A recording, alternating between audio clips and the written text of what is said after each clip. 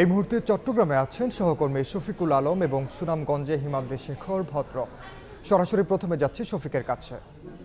শফিক, চট্টগ্রামের যে জলাবদ্ধতা সেটি কিন্তু ঘণ্টাখানিক ধরে বৃষ্টি হচ্ছে, সেই জলাবদ্ধতা আবারও শুরু হয়েছে। আমরা এই মুহূর্তে এই জলাবদ্ধতা পরিদর্শনে দেখলাম city mayor doctor Shahadat Hossain এই মুহূর্তে রয়েছে, সেই জলাবদ্ধতার পরিদর্শন করতে এসেছেন এবং কিছুক্ষণ আগে কিন্তু সংসদে তারেক রহমান কিন্তু এই জলাবদ্ধতা নিয়ে কথা বলেছিলেন এবং তিনি এই জলাবদ্ধতার সমাধানে নানা বিষয় তুলে ধরেছেন। আমরা এই মুহূর্তে একটু চট্টগ্রাম সিটি কর্পোরেশনের মেয়র ডাক্তার শাহাদাত হোসেন রয়েছে, আমরা তার সাথে একটু জানতে চেষ্টা করব আসলে নগরবাসী একটু রেহাই চাচ্ছে, আপনারা কি পরিকল্পনা নিচ্ছেন? আসলে জলাবদ্ধতার মূল যারা কাজ করছে সেনাবাহিনী এবং চট্টগ্রাম উন্নয়ন কর্তৃপক্ষ, এটা আসলে চট্টগ্রাম সিটি কর্পোরেশনের কোনো প্রকল্প না, কিন্তু মেয়র হিসাবে এটা আমার একটা দায়িত্ব আছে, যেহেতু আমাদের মাননীয় প্রধানমন্ত্রী এটা বারবার এটা নিয়ে আমাদেরকে কাজ করার জন্য বারবার ইনস্ট্রাকশন দিচ্ছেন। আমরা মাননীয় প্রধানমন্ত্রীকে ধন্যবাদ জানাচ্ছি। আমরা এখানে এসে যেটা বারবার দেখছি যে এখানে ফাইল শিট যেগুলি শিট দেওয়া হয়েছে, লোহার শিট, যেটা আপনার জলাবদ্ধতা প্রকল্পের অংশ হিসাবে চট্টগ্রাম উন্নয়ন কর্তৃপক্ষ এবং তার আর্মি ইঞ্জিনিয়ারিং করছে, তারা যেহেতু এই কাজগুলো করার জন্য শিটগুলো রেখেছে, এই শিটগুলো দেওয়ার কারণে কি এই অংশে ওই প্রবর্তকের মুখ থেকে এই অংশ, এটা সামান্য একটা অংশ, এখানে জলাবদ্ধতার সৃষ্টি হচ্ছে। আমি তাদেরকে এই জন্য বলছি যে এই ফাইল শিটগুলো উঠিয়ে ফেলতে, তবে তারা বলছে এইগুলো একটু সময় লাগবে, যেহেতু এটা অনেক গভীরে তারা পতন করেছে এবং জলাবদ্ধতার অংশ হিসেবে তারা যেহেতু এটা করেছে, কাজে এগুলো উঠাতে একটু সময় লাগবে, যার কারণে এখানে একটা জলাবদ্ধতার সৃষ্টি হয়। তবে তারা বাঁধগুলো খুলে নিচ্ছে, যেহেতু 30টা বাঁধ তারা দিয়েছে হিজরা খাল এবং জামাল খান কালে এই বাঁধ খুলতে একটু সময় লাগছে।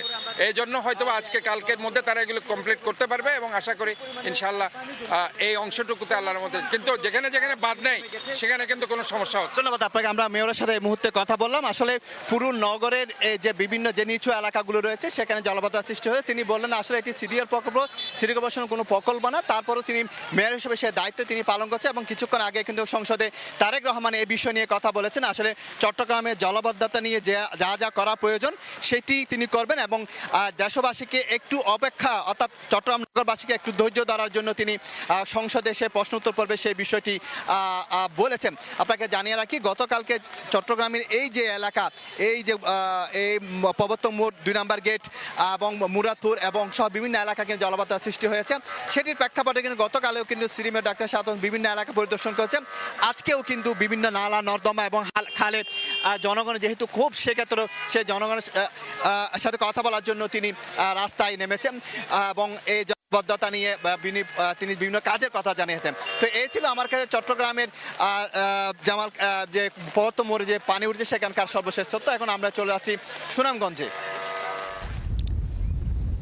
আমি আছি সুনামগঞ্জের বিশ্বম্বরপুর উপজেলার হরিমোহন ভাঙ্গা এলাকা। এই হরিমোহন ভাঙ্গার এক পাশে রয়েছে খরচার হাওর, অন্য পাশে সুফরা নদী এবং অন্য পাশে রয়েছে আঙ্গারুলি হাওর। এই দুটি হাওরেই জলাবদ্ধতার কারণে প্রচুর জমি, কৃষি জমি পানিতে তলিয়ে গেছে। আপনি এখন খরচার হাওরের যে রূপটা দেখতেছেন, এটা আসলে বর্ষাকালের একটি রূপ। এখন এই বর্ষাকালে, অর্থাৎ এই গ্রীষ্মকালে এরকম রূপ কখনো খরচার হাওর ধারণ করেনি, কিন্তু এই বছরেই প্রথম, অর্থাৎ 100 বছরের ইতিহাসে এইবারেই প্রথম জলাবদ্ধতায় হাওরের ফসল তলিয়ে গেছে এবং কৃষকরা হাহাকার করছেন। আপনারা দেখতে পাচ্ছেন যে কৃষকরা অনেকটা পচে যাওয়া ধান পানি থেকে উত্তোলন করে সেটা সংরক্ষণ করছেন। আমরা কথা বলেছিলাম এখানকার কৃষকদের সাথে, তারা জানিয়েছেন যে এই যে উপর্যুপরি বাঁধ দিয়ে হাওরের পানি নিষ্কাশনের বাঁধ, রাস্তা বন্ধ করা হয়েছে এবং সেই বন্ধ করার ফলেই হাওরটি এখন অনেকটা সমুদ্রের আকার ধারণ করেছে। অর্থাৎ এই যে পুরো বর্ষাকালে, অর্থাৎ বর্ষার সময় হাওরে এরকম থই থই পানি থাকে এবং এই হাওর জুড়ে এরকম পানি দেখা যায়, জেলেরা মাছ ধরে, কিন্তু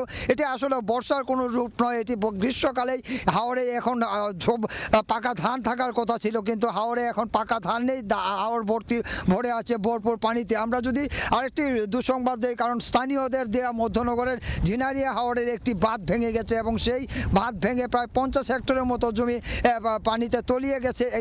একইভাবে যদি জলাবদ্ধতার কথা বলি, সেই জলাবদ্ধতা কিন্তু এটি শুধু খরচার হাওরের রূপ নয়, সুনামগঞ্জের প্রায় ছোট বড় 20টি হাওরের এরকম জলাবদ্ধতা দেখা দিয়েছে। শুধুমাত্র হাওরের পানি নিষ্কাশন ব্যবস্থা ভেঙে পড়া, অর্থাৎ নদীগুলি খনন না করার কারণে এবং হাওরের যে পানি নিজস্ব পানি সরবরাহ চ্যানেল সেগুলো বন্ধ হয়ে যাওয়ার কারণে এই যে পানি এই অবস্থা তৈরি হয়েছে। আপনারা দেখতে পাচ্ছেন যে কৃষকরা কিভাবে কাঁচা ধান কেটে, অর্থাৎ এই ধানগুলি পানিতে নিমজ্জিত ছিল এবং সেই ধানগুলি নৌকায় কেটে এবং তীরে সংরক্ষণ করে এনে রেখেছেন। এবং আমরা কথা বলেছিলাম এখানকার কৃষকদের সাথে, তারা জানিয়েছেন যে এই হাওরগুলি রক্ষা করতে হলে আসলে এখন নদী খনন এবং খাল খননের বিকল্প কোনো কিছু নেই এবং হাওরের জলাবদ্ধতা দূর করতে গেলে অচিরেই যে ধরনের পদক্ষেপ নেবে সরকার, এমনটি তারা প্রত্যাশা করেন। তো সুনামগঞ্জের খরচার হাওর থেকে এই ছিল জলাবদ্ধতার সবশেষ। সরাসরি যুক্ত ছিলাম চট্টগ্রাম ও সুনামগঞ্জে।